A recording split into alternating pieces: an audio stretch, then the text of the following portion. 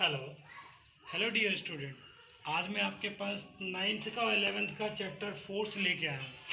Force जैसा कि आपको पता है कि यानी पुश और पुल ऑफ एन ऑब्जेक्ट। मान लीजिए हमारे पास एक बैलून है, आपने इसकी शेप ये देखा हुआ है, इससे बैलून की शेप देखा, डस्टर का शेप देखा, चौक का शेप देखा आपने।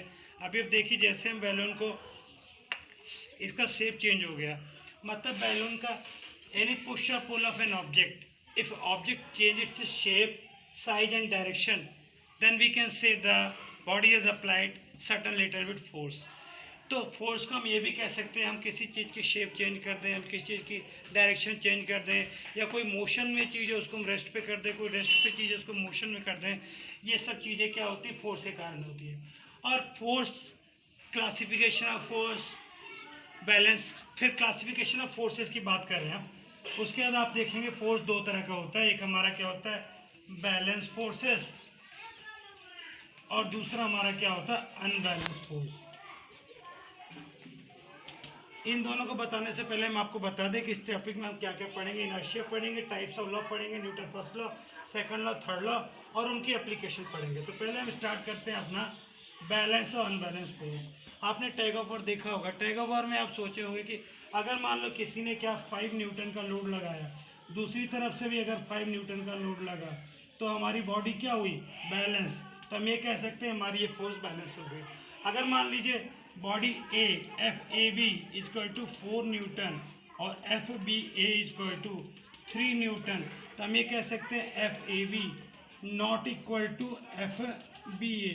तो ये हमारा क्या हो गया, अनबैलेंस फोर्स हो गया। ये तो हमने बेसिक आपको बताया कि इस कंडीशन में अगर F A B is equal to F B A तो बॉडी हमारी बैलेंस है। जैसे ये डस्टर है, अब डस्टर के शेप में आप देख रहे हैं कि यहाँ का फोर्स वहाँ का फोर्स बैलेंस, तो बॉडी आपकी क्या है।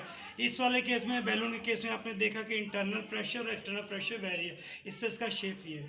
अब हम पहला आपको बताने जा रहे हैं कि न्यूटन से कितने, न्यूटन से कैसे साइंटिस्ट था जिसने बताया था कि न्यूटन क्या है कैसे। जैसे पहले आप देखिए Newton's law, law of motion.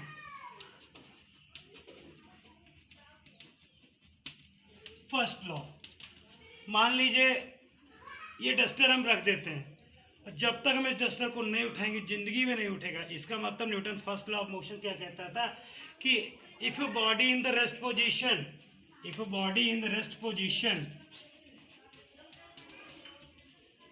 It will be in same condition until we are applying external load. या हम ये कह सकते हैं कि जो बॉडी मोशन में है वो कंटिन्यू मोशन में रहेगी, वो कभी रुकेगी नहीं। इसे न्यूटन का फर्स्ट लॉ कहते हैं।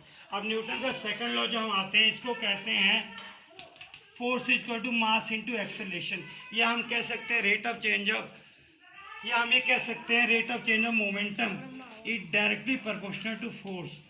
तो यहाँ से हमें क्या सेकंड लॉ मिला।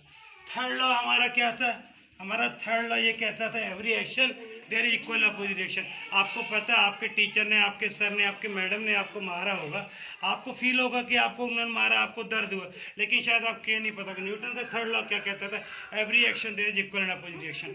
अब हर एक्शन का एक रिएक्शन होता है। मान लीजिए आपके सर या मैम ने जब आपको थप्पड़ मारा होगा, पनिशमेंट दी होगी, उस थप्पड़ का जो लोड होगा 5 न्यूटन का होगा, तो उसको बैलेंस करने के लिए आपकी बॉडी ने भी सर के हाथों में, मैम के हाथों में 5 न्यूटन का अपोजिट फोर्स लगाया। इसे कहते हैं आपका न्यूटन का थर्ड लॉ। यही बेसिक कंसेप्ट हम आपको इंट्रोडक्शन में बताने जा रहे थे। फिर हम एक एक करके सारी डेरिवेशनें आपको करने जा रहे हैं। जो हमारा पहला लॉ था न्यूटन का, जैसे हमने आपको ये बताया था कि इफ